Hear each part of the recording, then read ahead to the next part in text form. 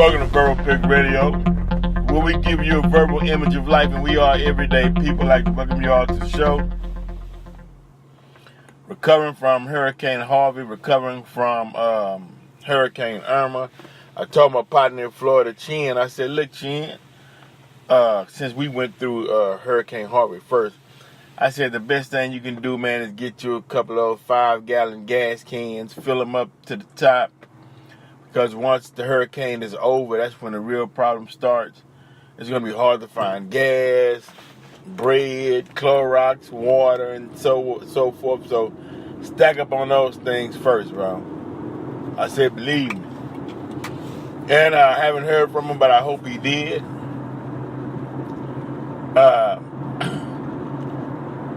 Now we're in survival mode. Now, not in defense, but let me explain the looting that you saw going on in Florida when people was asking, well, why did they hit the shoe stores? I mean, why? What they going to do? Didn't they have shoes already on their feet? Well, they can resell those shoes or whatever to make money in a sense. A lot of people have their own business and whatnot, so they resell the shoes. And, a capitalistic society, I guess they felt as though hey, let me take advantage of this situation to get me some product so I can sell to make money. That way next time a hurricane comes, I'll have enough money to afford to evacuate.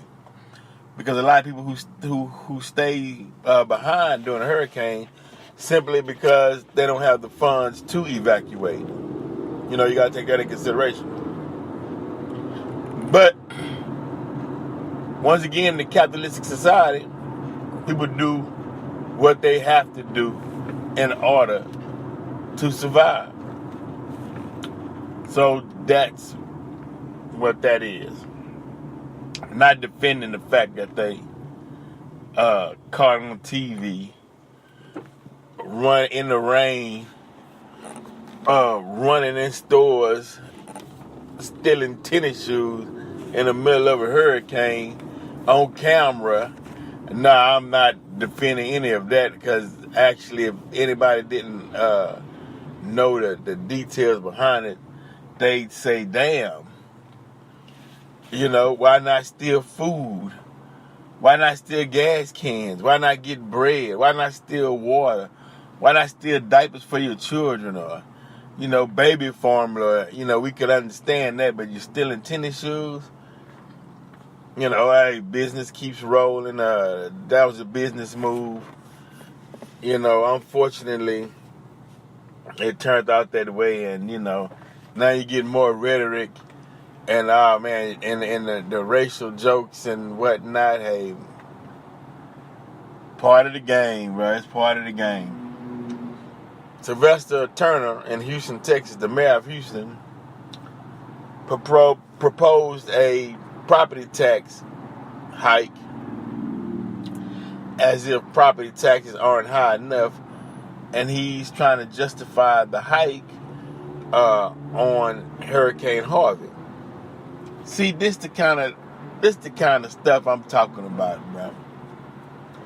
He's justifying a property tax due to Hurricane Harvey,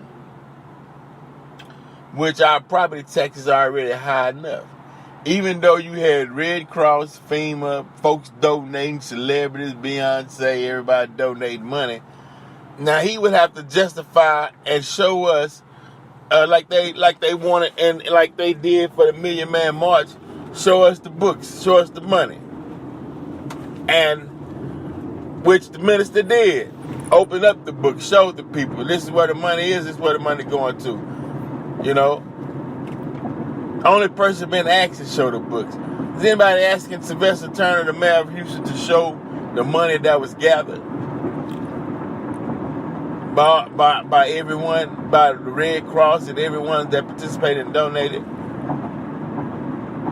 To say, and then have a accountant look at that and say, okay, well, look, with the amount of money that was collected for Hurricane Harvey, then yeah, you can, if you do raise property taxes, then it should be by this amount, because if you put that money into the budget, even though we have $200 million a rainy day fund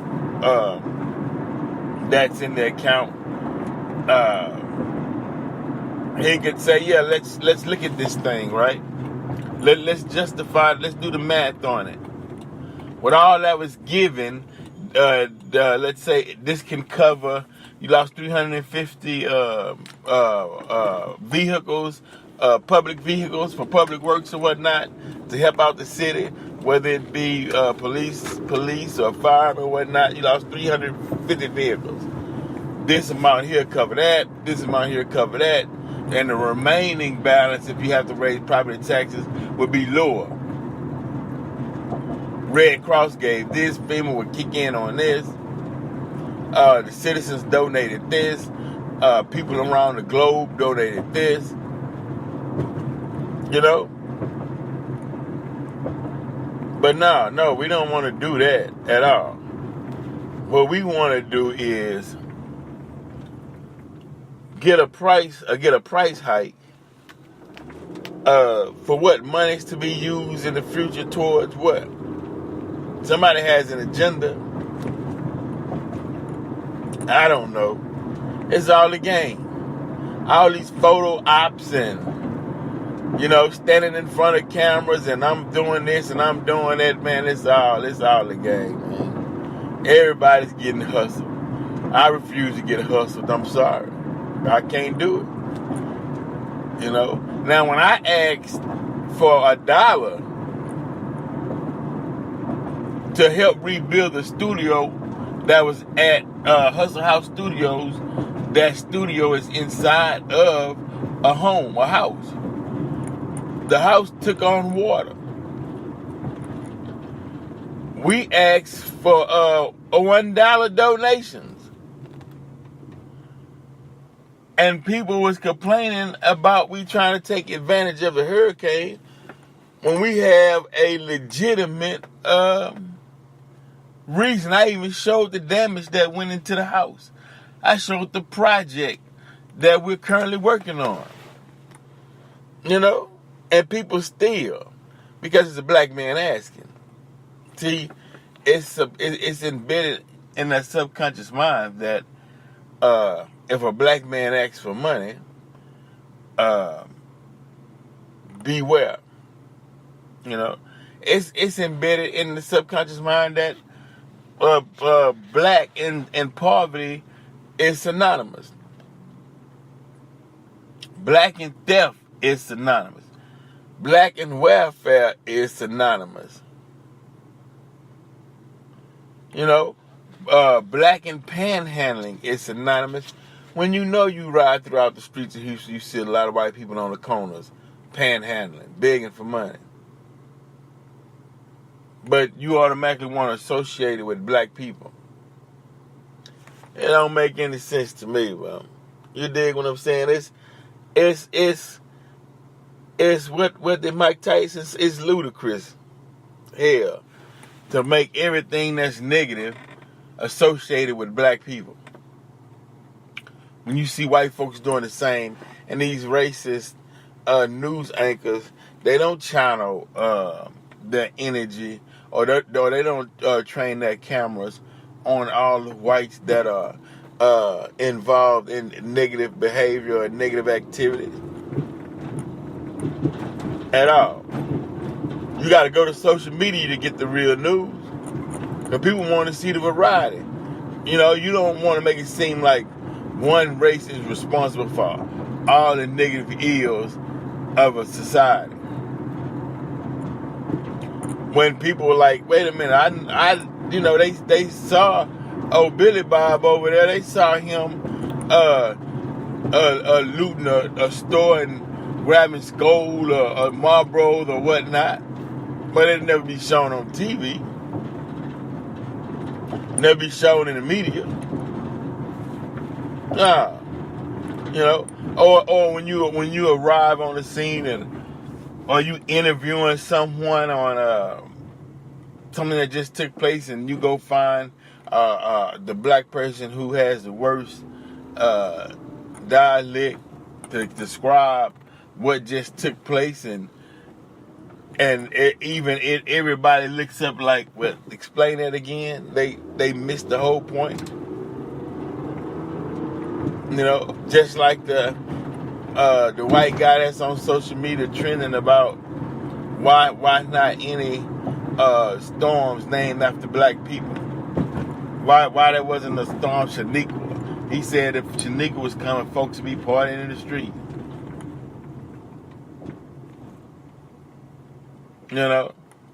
I don't, no cameras in his face, putting on the 5 o'clock news. Because white people want to protect that image that they put out to the world, that the white man is superior. That's what this white supremacy is about. Yeah, we know that white folks have just as many problems as anybody else in America, but we can't show it because, we have to keep the image up. White is good, black is bad. We're nothing, the owners would come down and go crazy. The owners would come down, and how dare you put that image on television?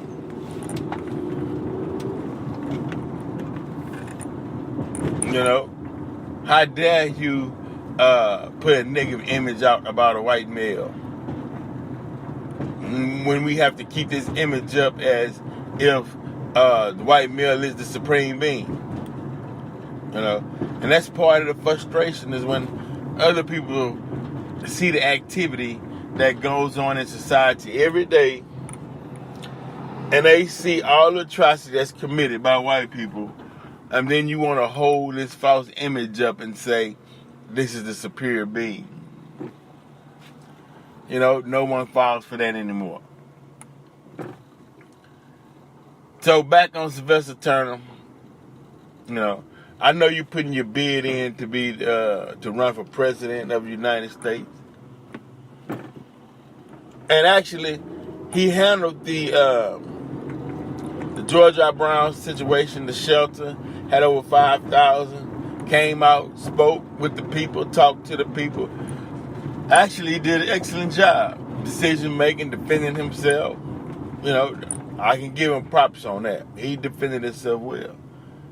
But, and this is not one of those, because you see this too often too, where they learn how to talk out both sides of their necks.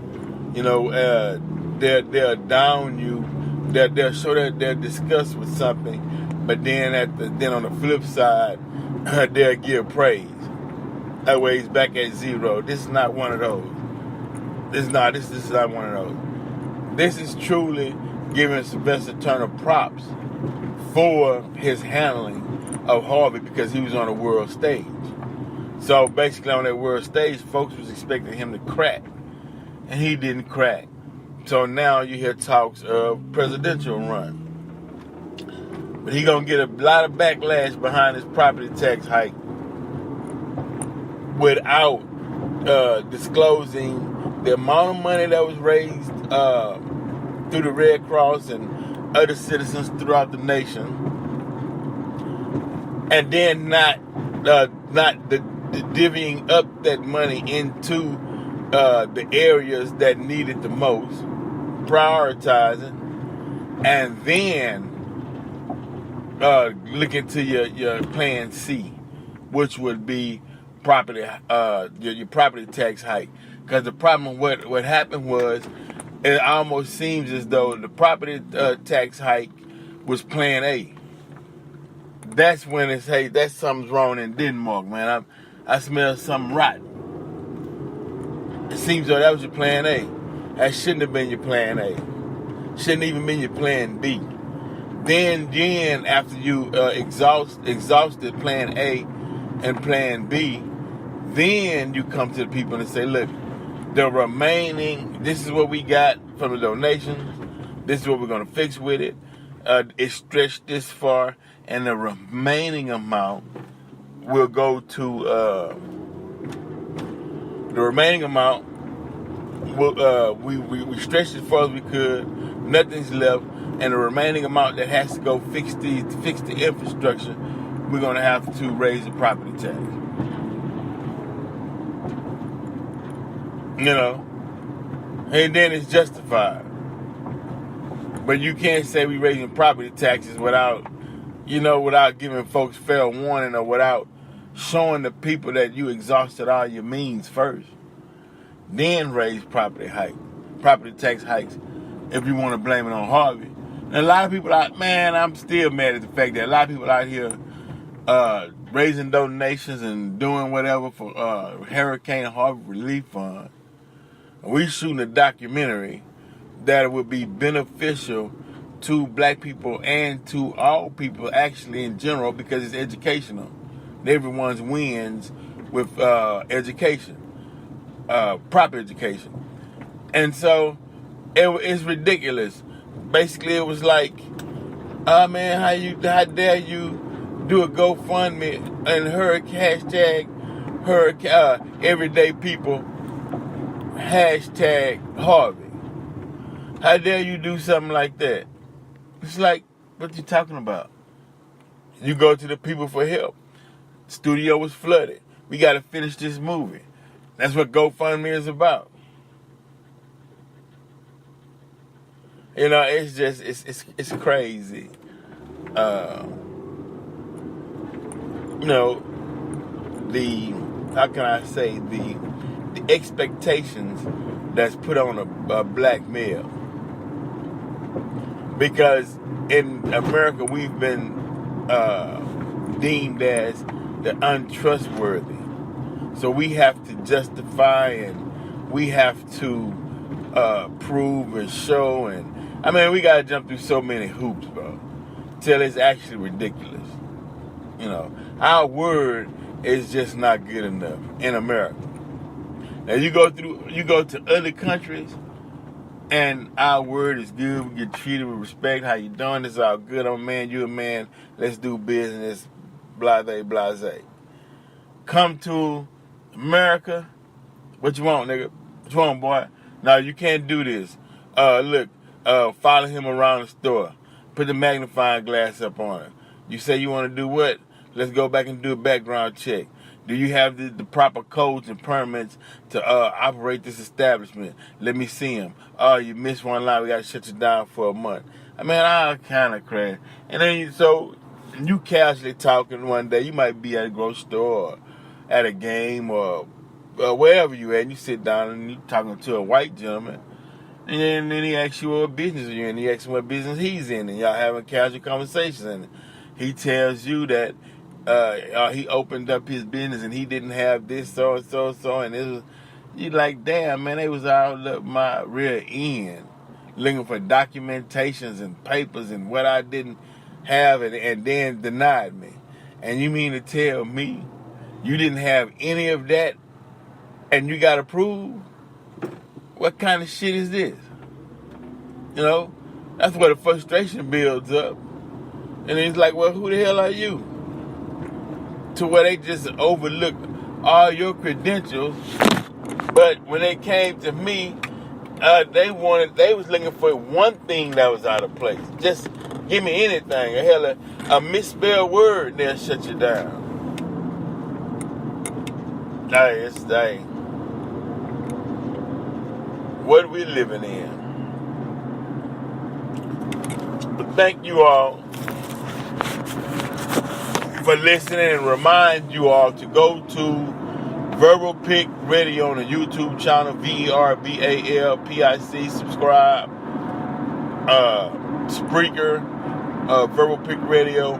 Be on the lookout for the movie Everyday People. We steady rolling. Shout out to Hustle House Studios. Shout out to STG TV, Low Key Coon Docs. Just so many people, man. Pebbles, that was involved in what we were doing. Shamika, Dana, shout out to Blue Steel, nightclub. Shout out to the After Hours spot, Beach Nut Kirkwood. I mean, Gino, just, so many people to thank, man, being a part of this experience and directing a first film, which is a documentary. Something I always wanted to do it and had a chance to do it. But we need your support. We want the people's support. And the thing is, basically, we want people to come up out of their feelings, and let's deal with the issues at hand. As you've been listening to Verbal Pick Radio, appreciate your listenership. And we out.